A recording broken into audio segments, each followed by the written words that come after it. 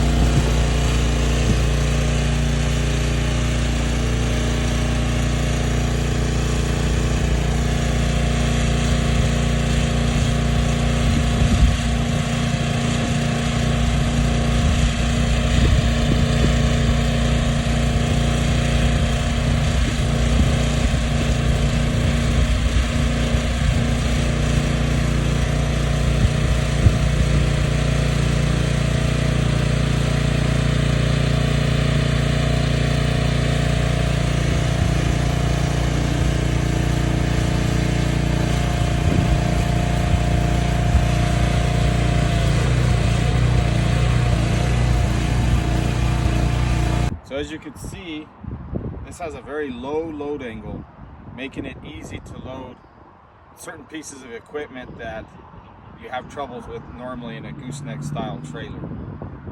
We've loaded double drum rollers, scissor lifts.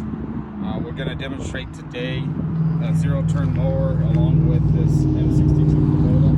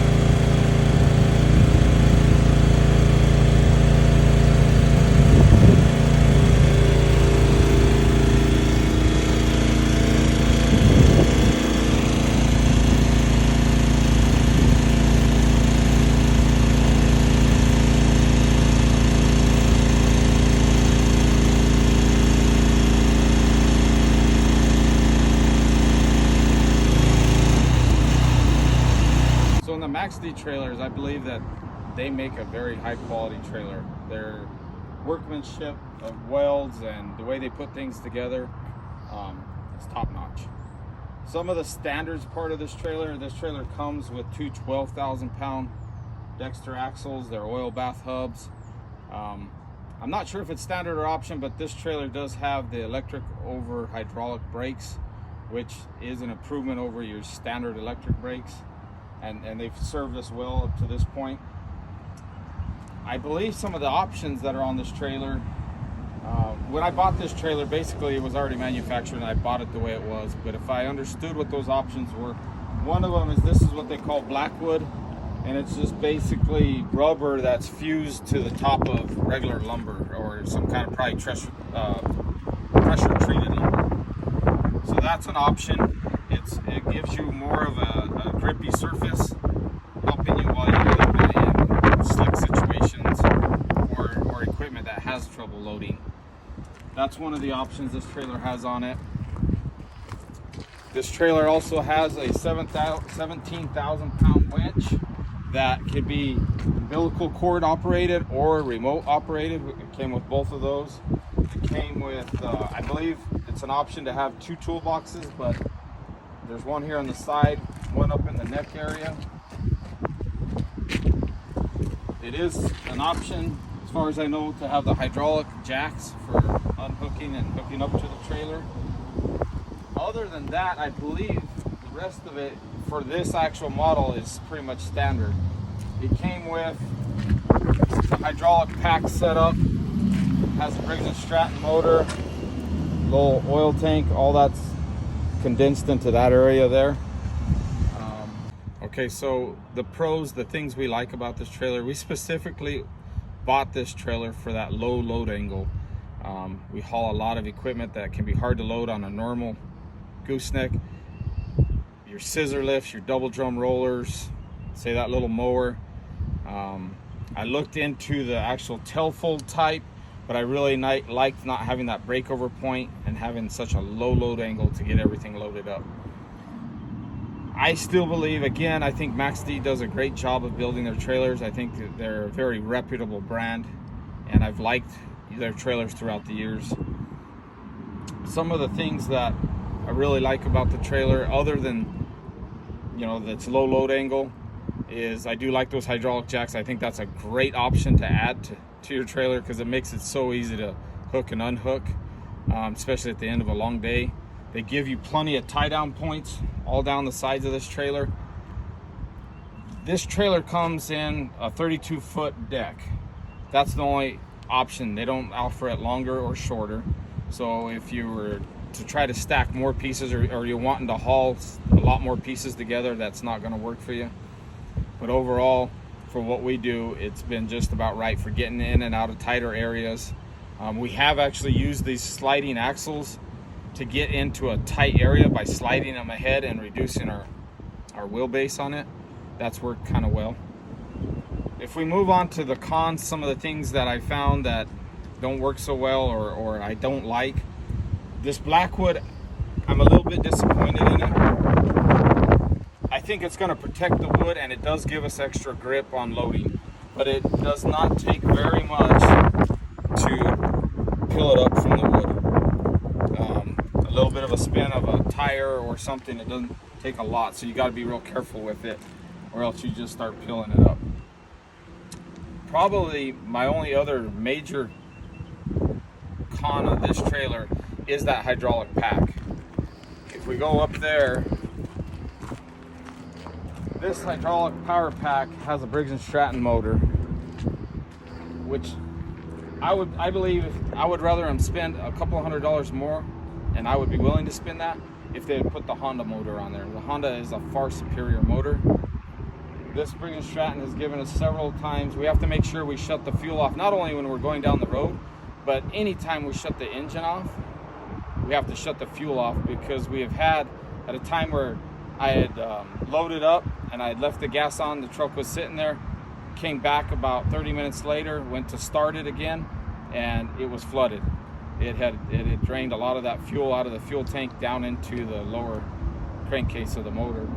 So their carburetor setup is not very high quality. I wish they had put the Honda. The other problem we have with the power pack is on their hydraulic tank.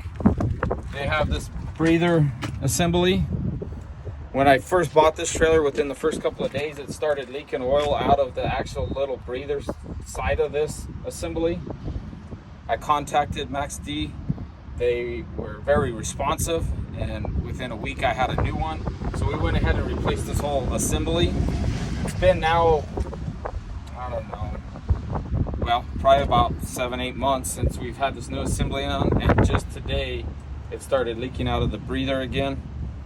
I know I could probably pull this piece off and clean out the little foam that's in there, but on the last one it didn't matter. You could clean it and within an hour or two it'd just be leaking again. So they definitely have an engineering design problem with this breather setup.